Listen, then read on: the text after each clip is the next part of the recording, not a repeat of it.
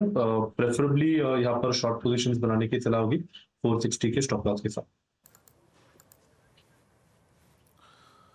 Okay इस बीच HDFC bank में आप देखिए कुछ चंक जो बिके हैं इसमें करीब 31.5 लाख का 31,40,00,000 शेयरों का सौदा यहाँ पे लास्ट ईयर की कुल वैल्यू करीब 431 करोड़ रुपए स्टॉक डे ऊपर। अगर आप देखें तो बड़े पैमाने पे कुछ यहाँ पे हाथ बदले हैं HDFC बैंक में।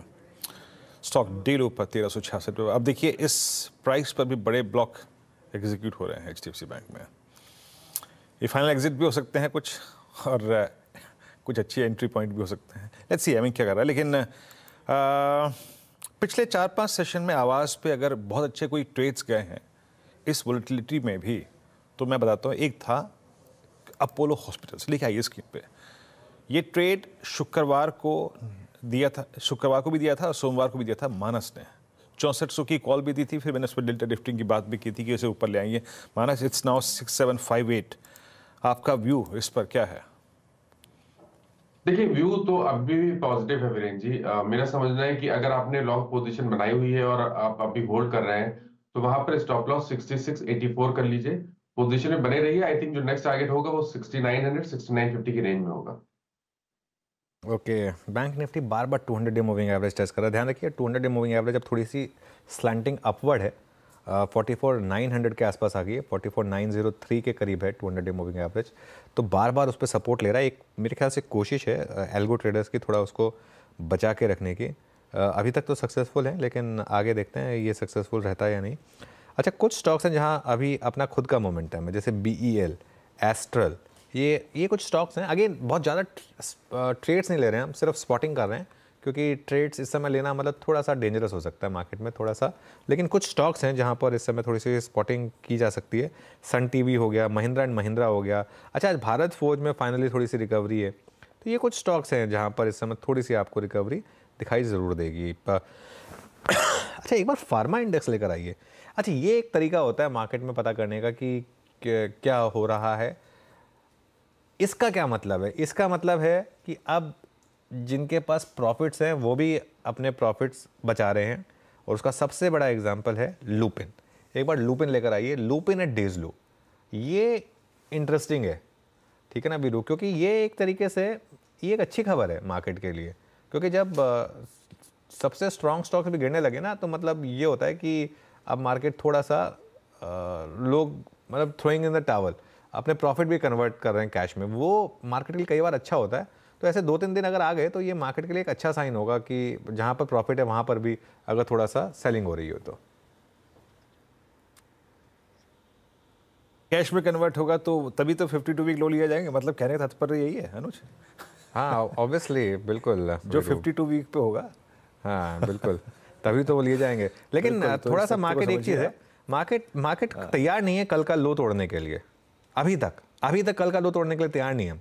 निफ्टी पर देखिए अभी भी 21,568, मेरे ख्याल से आज का लो कितना रहा है 21,530, कल का लो था 21,543। और जो चीज़ हमने डिस्कस की थी कि 21,543 से 21,429 ये बहुत स्ट्रॉन्ग सपोर्ट जोन है। आज सुबह अगर आपने शॉर्ट किया तो आपको कुछ मिला नहीं है मार्केट में अब तक, और ये इंटरेस्टिंग होगा अगर किसी ने आज सुबह शॉर्ट करा है तो वो क्या होगा। और बैंक निफ्टी भी देखिए फिर से एक बार 200 डे मूविंग एवरेज को डिफेंड करके थोड़ा सा ऊपर आ रहा है, और मिड कैप में भी थोड़ी सी रिकवरी शुरू हो गई है वीरू।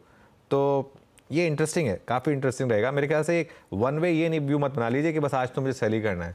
मार्केट में दोनों साइड की अपॉर्चुनिटीज़ हैं। जैम बिल्कुल। आज अगर आप अभी तक एज ऑफ नाउ, बैंक अनुज ने बिल्कुल सही कहा, बैंक निफ्टी ने रेजिलेंस दिखाई है अगेंस्ट ऑल ऑड्स। अब आप देखिए HDFC बैंक कैसे सिंक हो रहा है उसके अगेंस्ट। और अगर आप एक बार इंटरडे अगर लाइन चार्ट हो bank Nifty versus Nifty IT, आज प्रॉब्लम है निफ्टी IT करीब करीब 750 अंक नीचे। अदरवाइज बैंक्स उतना x of I think HDFC bank उतना परेशान नहीं कर रहे हैं। मीनवाइल कुछ अच्छे ट्रेड्स में, और जब बैंकिंग में कोई भी सुधार आता है और जब बैंकिंग में थोड़े से भी अगर आप देखें अपस्विंग मिलते हैं, तो उस वक्त सबसे पहला स्टॉक जो ऊपर आता है दैट्स कैनरा बैंक। आशीष भाई दीजिए कैनरा बैंक पे आपकी रीडिंग। और देखिए मैं फिर कह रहा हूँ, अगर आप कंफर्टेबल नहीं हैं तो ट्रेड मत दीजिएगा, सिर्फ प्राइस रीडिंग बताइए अपनी क्या कहती है। जी Virendra ji, structurally can bank का बहुत अच्छा बना हुआ है और स्टॉक का अगर मैं वीवा बोल लूँ अगर डेली में तो 540 के जो जोन है वहाँ पे एक सपोर्ट जोन बना हुआ है और वहीं से स्टॉक में पिछले 2-3 दिनों से बाउंस देखने मिला है। एक तेजी की तरफ ट्रेड बनाया जा सकता है, जस्ट एक कॉशियस नोट रहेगा कि 540 का ही एक स्टॉप लॉस रखना है यहाँ पे। और जिस आपका स्ट्रक्चर बना हुआ, मुझे लगता है कि अगर बैंक में थोड़ा भी मोमेंटम ऊपर की तरफ बनता है, can bank and some PSUs उसमें लीड करते हुए देखने मिलेंगे, तो खरीदारी की जा सकती है। 565 के टारगेट के लिए 540 का एक स्टॉप लॉस रखना है। जी हाँ, कैनरा बैंक पे व्यू था। और एक बार जरा इंडसइंड बैंक का चार्ट लाइए। सचिन, इंडसइंड बैंक ने आज एक लो को रिविजिट किया।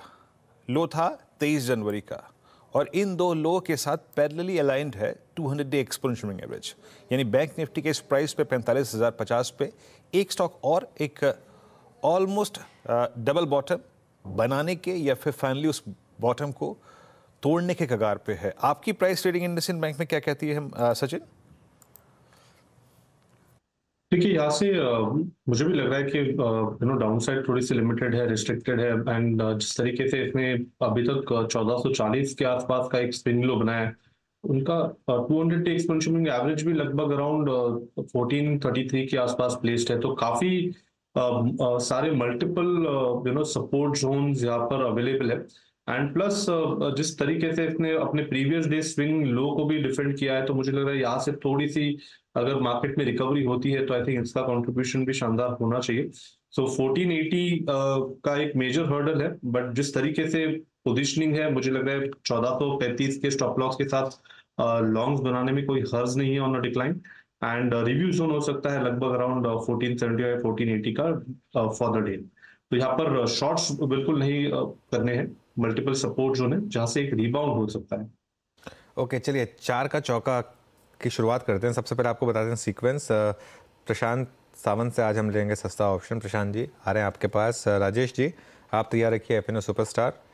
गाबा सर आपके पास आएंगे चार्ट का चमत्कार के लिए और संजीव होता जोड़ेंगे आज हमारे साथ मिड कैप फंडा के लिए। तो प्रशांत जी चलिए शुरुआत करते हैं। तो अनुज जी यहाँ पे मुझे हीरो मोटो कॉर्प एक अच्छे लेवल पे लग रहा है और मैं एक्सपेक्ट कर रहा हूँ यहाँ से थोड़ा मोमेंटम बिल्डअप हो, बट एक छोटे रिस्क के साथ जाएंगे कंसिडरिंग द मार्केट कंडीशन। तो इसकी जो 4800 की कॉल ऑप्शन है 4800 जो करीबन 90-92 के जोन के बीच ट्रेड कर रही है, इसका आज का लो जो बना हुआ है 58 का, बट ये बड़ी रिस्क होगी। स्टॉप लॉस हम रखेंगे 75 और 20 पॉइंट की रिस्क रखेंगे। यहाँ से जो टारगेट मैं देख रहा हूँ वो होगा 135 से लेके 150 हीरो 4800 कॉल। मोमेंटम है टू व्हीलर्स में थोड़ा सा। Rajesh ji F&O superstar. अनुज जी मैं थोड़ा सेल लगा के मोड में हूँ। मुझे लगता है यहाँ पे थोड़ा सेल करेंगे तो बेटर होगा, स्पेशली वो काउंटर जहाँ पे अच्छी रैली हो चुकी है। तो उसमें से एक होगा सन फार्मा। मेरे हिसाब से आज इसमें प्रॉफिट बुकिंग होगी, that is what the daily chart and rather early chart is suggesting. तो 1530 1540 यहाँ पे डिस्ट्रीब्यूशन हो रहा है, तो 1545 के स्टॉप लॉस के साथ सन फार्मा को बेचे। इसका जो सपोर्ट बन रहा है अनुज जी वो है करीबन 1480 का, जो हमारा पहला टारगेट होगा। ओके, सन फार्मा सेल है आपका। आज दवा में भी क्वाली ल्यूपिन सन फार्मा डेलो पर short. Rajesh ji F&O superstar chart का चमत्कार प्रकाश कावाजी की सोचने से आएगा। प्रकाश सर क्या पिक कर रहे हैं? मैं पिक करूंगा I think Havells India. Yes, Havells India में एक ब्रेकआउट मिला है, ट्रेड करा है 1373 पर। स्टॉप होगा 1365 का, ज्यादा नहीं। अपसाइड जो टारगेट है मेरे ख्याल से 1400 के नजर आते हैं, 1400 हो सकता है, थोड़ा वक्त लगे लेकिन 1400 पॉसिबल है। Havells India safe bat, Havells India. Okay, Havells India 1373 पर आके ट्रेड करता हुआ बाय कॉल। मिड के फंडा के लिए संजीव होरा जी के पास चलते हैं। संजीव जी क्या पिक कर रहे हैं आप? Good morning. आज का जो पिक है वो है Radico Khaitan with a target price of 2100। अगर देखें तो लास्ट 2-3 सालों में पूरा अपने आप को ट्रांसफॉर्म कर दिया रेडिको खैतान। जो एक डिस्टिलरी प्लेयर था अभी वो ब्रांडेड IMFL प्रीमियम प्लेयर हो गया है। और लास्ट क्वार्टर की बात करें, जो Q3 नंबर्स आए हैं बहुत ही स्ट्रॉन्ग नंबर्स आए हैं। ये थर्ड कंसेक्यूटिव क्वार्टर है जहां उसके प्रीमियम पोर्टफोलियो 20% प्लस ग्रो किए हैं और बहुत बड़े बड़े ब्रांड लॉन्चेस भी आ रहे हैं कंपनी के और जो मार्केट में एक्सेप्टेबिलिटी भी दिखी है। डिलीवरेज हो रहा है कंपनी, नेट डेट नीचे आ रहा है और मुझे लगता है कि नेक्स्ट 2 सालों में बैलेंस शीट और स्ट्रांग हो जाएगा और डेट पूरा ही कम हो जाएगा। अभी 40 टाइम्स ट्रेड हो रहा है कंपनी FY26 वैल्यूएशन पे, तो मुझे लगता है री रेटिंग के यहाँ पे और भी आसार है, तो बाय की सलाह रहेगी वहाँ पे with the target price of 2100।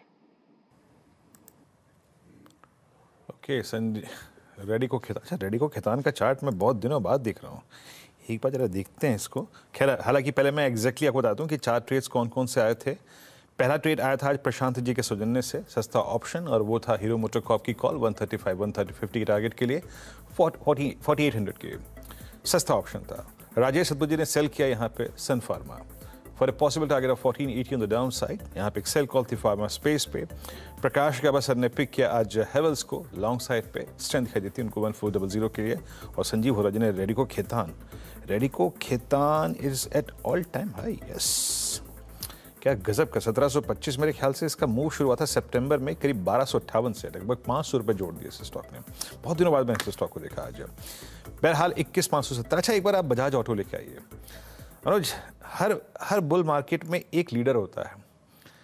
I mean आपका और मेरा सौभाग्य रहा है कि हम बजाज ऑटो की मैनेजमेंट से कई बार बात भी कर चुके हैं।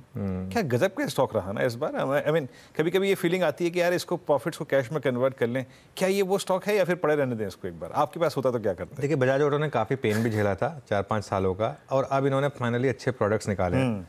और सेम स्टोरी थी मारुति की भी, काफ़ी पेन झेला, उसके बाद अच्छे प्रोडक्ट्स निकाले और मार्केट उसके बाद रिवॉर्ड करता है उनको। बस एक चीज़ है कि अब बजाज ऑटो का स्टॉक काफ़ी महंगा हो गया है, ठीक है ना। अब उसमें वो वैल्यूएशन कंफर्ट नहीं रहा, इसको लेने का टाइम था।